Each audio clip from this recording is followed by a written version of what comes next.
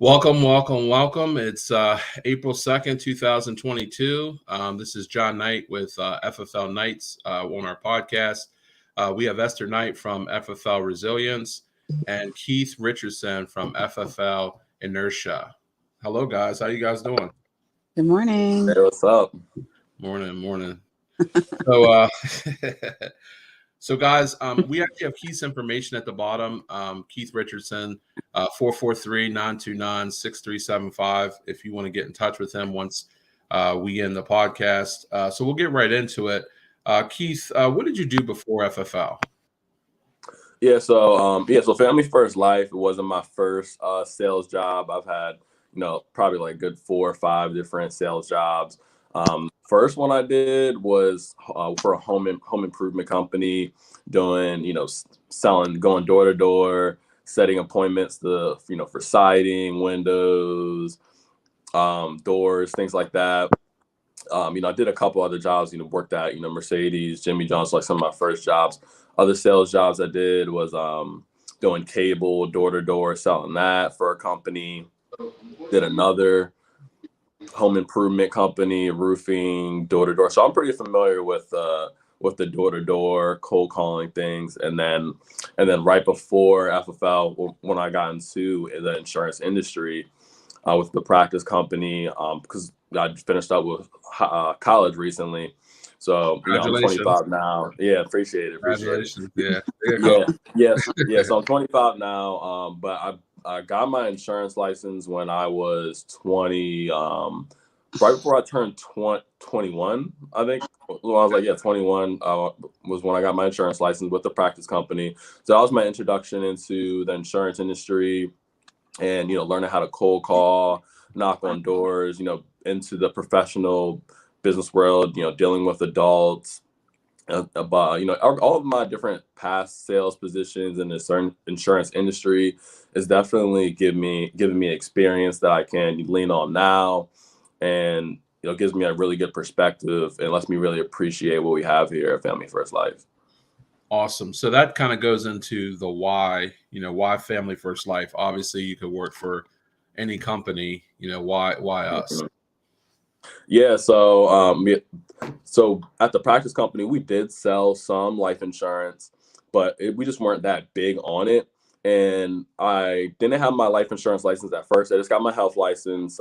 They didn't really push people to get the life insurance license, but, I just decided that I wanted to get my life insurance license because I knew that it was an opportunity, some money that I was leaving on the table there. So, I went and got my life insurance license. All my licenses, I didn't pass on my first try. I think like my health license, I think I failed that twice. I passed the state part the first time, but I definitely failed that one twice. And then on the life insurance license, I failed that one once. So, I kept going. Did you grab the night before? Is that what it was? No, I was actually I was actually trying, but I'm just not a great test taker. I mean, I'm just not. Some people are good at taking tests. I'm not a great test taker. I had college and all that stuff to deal with as well. Mm-hmm. But yeah, I mean, it's not the easiest test in the world. But I mean, if you study for it, you're gonna get it done. But yes, I went. Yeah, the reason why is because Keith is so smart, and I'm like always thinking that he'd be passing on the first time, but I was thinking he maybe crammed the night before. So yeah, I just never been a great test taker, so it's all good. But yeah, so I ended up getting my life license, and I still didn't sell a ton of life insurance at the practice company, mm-hmm. But when I did get a few opportunities to, I sold a pretty big policy in one of the companies I was doing the insurance for. And then when I got paid, I was like, wow, like, life insurance commission is like a lot higher than the rest of the percentage compensation that we were getting. So I was like, wow, I really want to sell more life insurance, but like I really just didn't get an opportunity. Just wasn't that many opportunities to sell life insurance. I mean, I tried my best, but I just knew there was more that I could do with it. So on my own, I started, looking at couple different companies, met a couple guys that were working for different life insurance, IMO type companies, but, this didn't seem right for me at the time. It's just something about those companies just didn't, feel right for what I was trying to do. This seemed like a lot more commitment than I was looking for. Like, I just wanted to find a way that I could sell more life insurance on my own. And then I think from just on social media, I came across discovering that leads were a thing, because we didn't buy leads really. And then we really didn't buy leads at all. That wasn't a thing. But I discovered that leads were a thing, how people got life insurance leads. So I started to dabble into that, look into that. But I couldn't really figure out how I'd actually do it, because I needed to actually have more products to offer as well. Mm-hmm. So I just kind of let it go for a while. And then, I just saw you, John, posting on, social media and everything. And I was like, okay, what's John Knight doing? Doing with this life insurance thing. I was like, wow, this looks kind of cool. And I was like, hey, man, if I can, pick up something on, sell life insurance on the weekends, just add a little bit of income, I'll be happy, just even just a little bit, not even anything crazy. But then, I reached out to you, John, and you told me about how Family First Life works. And, pretty much answered all my questions. A couple of the prerequisites for me was, I didn't want to be, forced to show up to meetings and forced to recruit, forced to do a bunch of extra stuff. I was like, I just want to be able to sell life insurance. And, I really didn't think about the comp being something that was that big of a factor. But, seeing how, the carrier contracts and everything, how great that is with Family First Life, that was just a bonus. And it pretty much answered all my questions once you sent me the video. So I was like, man, I got to get into this. And then soon after, I discovered that, this is something that I definitely want to do full time. Yeah. And I was always blown away, because you would balance. I didn't realize you were balancing college, the practice company, helping with a couple startups, and then still helping 3 to 5 families a week. And I always thought that was incredible your first year. So tell us how you were able to balance all of that, because it still baffles me how you were able to balance and still be consistent. Yeah, I mean, it was something that, I just, just had to do it. I knew I had a lot on my plate. Some people would tell me yeah, you have a lot on your plate. You got to let some stuff go. And I knew I did, but I was just in too deep on a lot of different stuff. I knew I wanted to do Family First Life once I discovered it. But, like you said, I was, already finishing up school, because when I was with the practice company, when I started the year after, when I came back to the practice company, because I did it as an internship at first, I took a break from school that next year. I was like, all right, I just want to focus on this, see how, how far I could take it. And it didn't really turn out, how as great as I thought it would. So I was like, let me just, keep doing everything, school part-time, and then you just get it done. So I went back to school, was getting that done. So I didn't really have a choice with that. I just had to get that done, had to handle that. And it wasn't that crazy. I started taking 1 class at a time, then 2 classes at a time. And just taking 1 class at a time in college, it's really not the biggest thing in the world, but it definitely is a challenge. Definitely does take away from some of the production that I probably, could have put more time into that. And then I was already involved with a startup company before I discovered Family First Life as well. So I felt I was pretty in too deep on that as well. And I felt pretty committed to that. So I was like, I can't let that go either. And then, still doing the practice company, then getting into Family First Life. So I would say the main thing is getting the schedule right. So I'm really big on Google Calendar. So I was already utilizing that, but just really utilizing that to the best as possible. Time blocking, learned about that, setting certain time aside. So, I would make my calls in the morning time up until maybe 11 o'clock. Then I'll have a big block in the middle of the day. And then I would get back to calling setting up life insurance appointments later in the day. And I think that's pretty good for, somebody who is, doing it part-time, is to, however your schedule is. If you have the mornings open or you have the evenings open, most people are going to have either, but just really block that time. And one thing I kind of struggled with in the beginning too, was I did set aside that time to just make my calls, but I would let other stuff get in the way of it, whatever it was, school stuff with the practice company, startup stuff, whatever it was. It was really just breaking up that time. And I just, heard everybody in the company saying you have to have that dial time, and you can't let anything get in the way of that dial time. And I realized that letting stuff get in the way of my dial time really was messing me up. I really started to, I feel like I had, more traction once I really set aside that downtime and I was able to be more focused is when I started to have better results. But, I feel like a lot of people, like you see a lot of people in the company who are part-time who just make it happen. And I feel like when you have a lot of stuff on your schedule, you just figure out a way, because when people have a lot of time in their schedule, the time still gets away from them. So even if you have a lot on your schedule, people can still be super efficient with their time just because you don't really have a choice. And, even though this is the only thing I'm doing now, I would have thought that, okay, I would have so much time on my schedule, have a lot more free time. The time we never have enough time. But I feel like you just schedule and you just gotta, make it happen.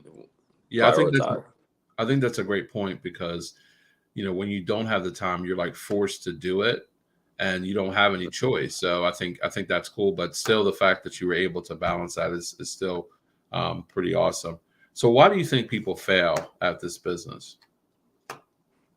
Yeah, I feel like a lot of it comes with expectations. Because you really can, you don't even have to do these huge numbers that a lot of the top producers are doing to be successful for yourself, to make a little bit more money for you and your family, whatever your goals are. So I think like definitely setting the proper expectations for what it's going to take as far as work ethic, and what the time you have to put into the schedule. I think a lot of people underestimate the time that they do have to actually put into practicing the script, practicing the presentation, practicing these different things. I feel like a lot of people miss out on that part. They don't put enough time into practicing every day with their script. I think that's really important in sales in general. I feel like they probably don't set aside enough time in their schedule to make the dials that they need to make. And they're trying to have these expectations, but they're not putting in the time, and also letting things distract them, having a lot of distractions in there. And then another big thing is when things do get tough, when things do get hard, they fold way too easily. You definitely gotta be resilient in this business.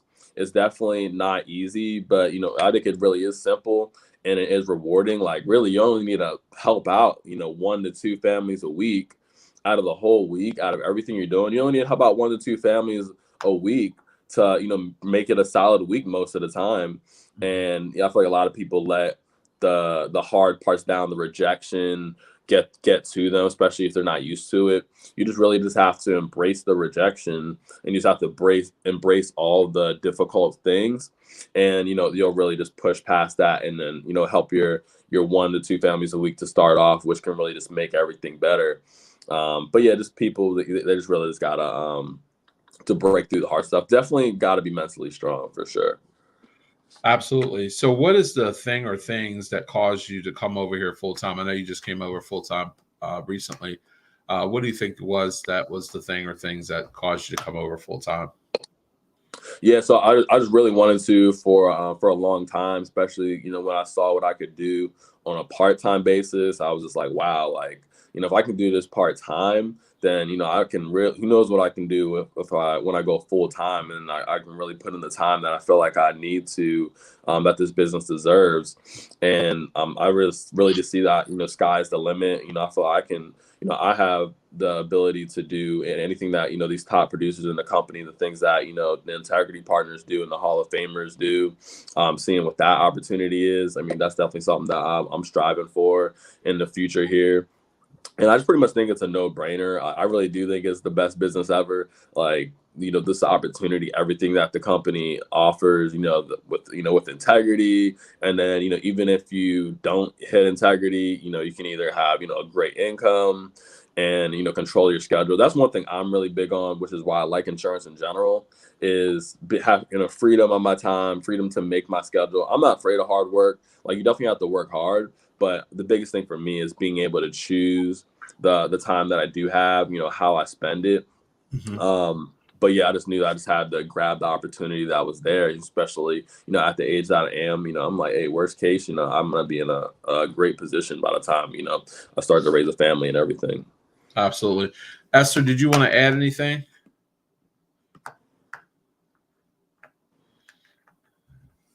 You're muted, Esther. Unmute yourself. Esther, you muted.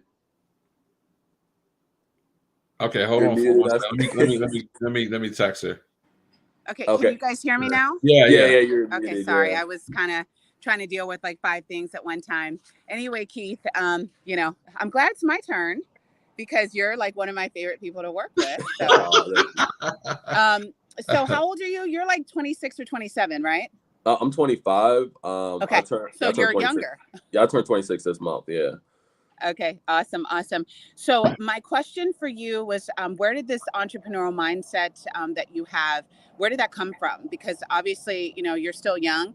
A lot of people don't think about that. They're just like, you know, wanting to get some type of job, you know, clock in, clock out, versus a salaried, you know, employee or hourly employee. Where did that come from? Was that, you know, from your parents, or where did you get that mindset?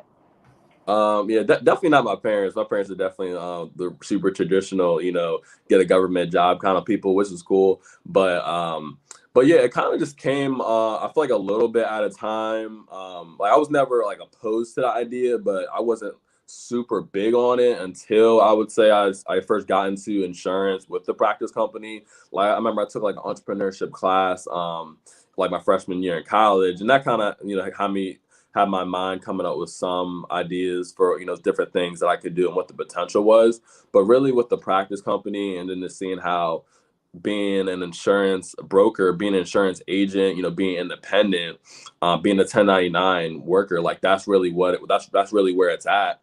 And, you know, that's really how you can create a lot for yourself in the future, having to be, you know, be able to create your own schedule. Because I never really thought I was that kind of person that was like, oh, I can never work for somebody.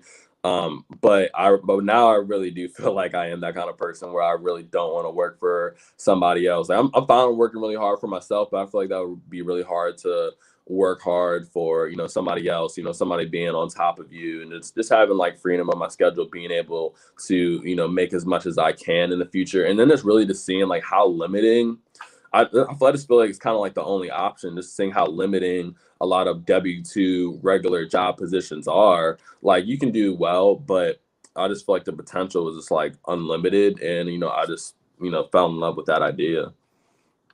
No, that's great. That's great. You know what? And I think that when we talked before and you were talking about how you had taken the test and, you know, you didn't pass and you had some other issues there.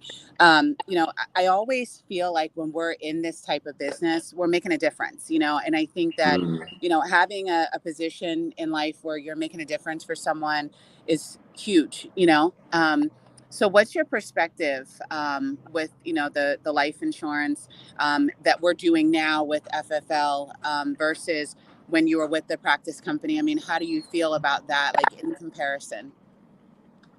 Yeah, I mean, honestly, I definitely did feel pretty good about what I was doing at the practice company as well. I mean, I think if you're doing anything in insurance, like you really are helping people. Like when I was able to help people with claims and, you know, see people get big payouts, you know, that's a really big deal. And then with this, same thing, like we're really making a difference for people. Like, you know, in a lot of situations, you know, sometimes, you know, we're creating that, you know, by helping them get this, you know, they're creating generational wealth for their family or something that they can pass down to their family. So it definitely does, you know, seeing how grateful these people are definitely does make you feel good. Cause I feel like a lot of industries, you know, even people who are doing, you know, regular W-2 things or whatever, or even just other sales jobs, like people are a lot of industries, you know, kind of taking advantage of people a little bit, or they're, whatever they're selling, like at the end of the day, it's really not going to make that big of a difference. You know, it might be kind of a want for somebody, but, you know, we're really providing a need for people. And we really do believe that.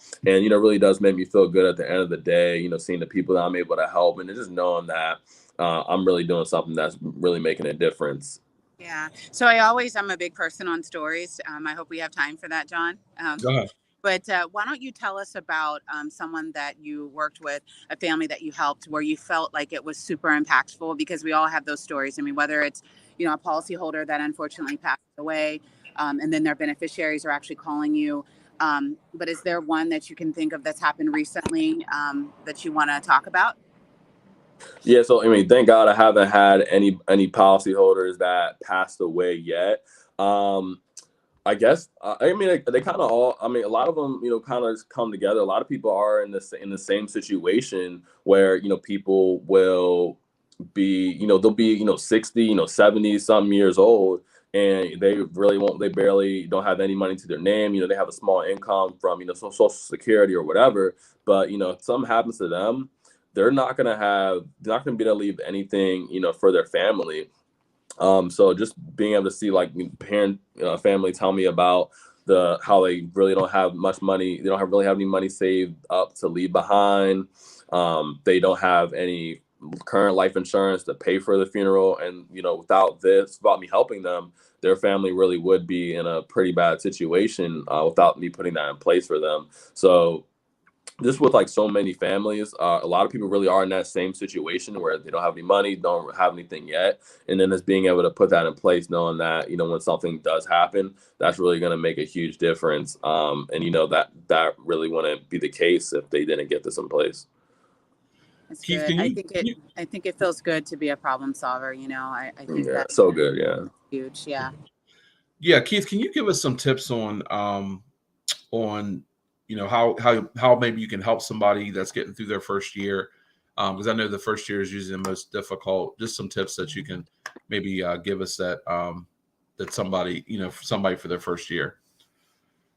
Yeah, I would say, people talk about it all the time, but I think, mindset definitely is a big portion of it. I think you really have to build a foundation of, learning about how to deal with adversity when it comes to entrepreneurship and sales, because it is something that a lot of people don't learn if they don't go out of their way to get it. So, I'm really big on books, audiobooks, podcasts. I think definitely that's super huge for me. I feel like that's really what built a foundation for me. Is I got really into audiobooks, books, and when things are tough, I can fall back on the different things that I read in the books. Like, okay, this is what it's supposed to be. It's not supposed to be easy. And I think a lot of people forget that it is. They think it might be easier than it really is. But having that foundation to know how to deal with adversity, there's a bunch of different ways you can do that. You can pick up different tools for that, and then learning what it takes, how to work hard, what it takes to work hard, how to keep pushing once you really do feel down on yourself, how to turn negative thoughts into positive ones. I think that's really big. A lot of people, even outside of entrepreneurship, I think people in general just need to know how to, when you do have doubt come into your mind and you do have hard things that happen to you, don't let that get to you. Like, you have to tell yourself, you feel a negative thought come in, you have to say, this is a negative. I'm acknowledging this is a negative thought come in, turn to a positive, like, go away, negative thought. Here's a thought. Here's something positive about the situation. Okay, this bad stuff happened, but hey, look, this is what it taught me. These are good things that happen. So that, and then people just have to just keep just got to grind it out until they see the results, really, and just keep getting back up day after day. I'm big on writing down goals, writing down things in the morning, having a good morning routine, getting up early. I think that's super big. Like, I'm really just like most people in the company, I'm really big on getting up before 6 a.m. I feel like that is a huge difference maker. And then time blocking, and then just getting after the work, being a student of the game, always educating yourself, and really just grinding it out. So I feel like those are just like foundational things that if people don't have, then they really will struggle. But if they have that, and then of course they just get better with their skill and get better with experience, it'll really help them out a lot. Keith and Esther, I really appreciate you guys working so hard to help grow FFL Knights, because I know we wouldn't be here without you guys and your positivity and your just stick-to-itiveness, because I know it hasn't been easy this whole year. And like you said, it is a simple business, but it's not easy, and it's definitely a mental game. Esther, do you want to add any more? Yeah, I was going to say, let's not forget, and I mean, Keith, you've done exceptional on this interview, because I tell you, there's a certain level of personal growth that happens when you're in this type of position that I think a lot of people really don't want to touch on. Like you said, reading, how you get up early in the morning and how you set up your day and what's in your thoughts and trying not to be negative. I mean, these are things that we really have to touch on because it doesn't have anything to do with how much you're making and what your position is. It's what's inside, and I think that you have to develop that first. And then everything else is going to come along, success is going to come, and then even how you set about, the expectations, always looking at, top producers and saying, oh, I want to be where they are. Like you said, only look at where you're at and how you can help your family. Even if it's, just a supplemental, income thing, you're able to help people and you're able to, protect people and then, also help your family or support your family. And that's huge, but again, the mindset, the personal growth, I mean, I've seen that. Like I said, I believe you're exceptional. I mean, you're so young and John knows, I mean, I adore you. So I think that you're doing amazing. I see you growing so much and congratulations. Oh, thank you so much, Esther. Yeah. So Keith, if somebody wants to get in touch with you because they want to work with you, how do they get in touch with you? Right. Yeah. So you can, definitely you can reach out to me on the phone number below, 443-929-6375. Follow me on Instagram at Keith Consults, one word, Keith Consults. And then, find me on LinkedIn, Facebook, Keith Richardson.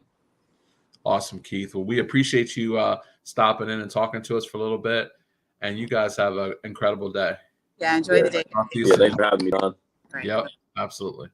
All right. Awesome. All right. See you guys. See you guys. Bye.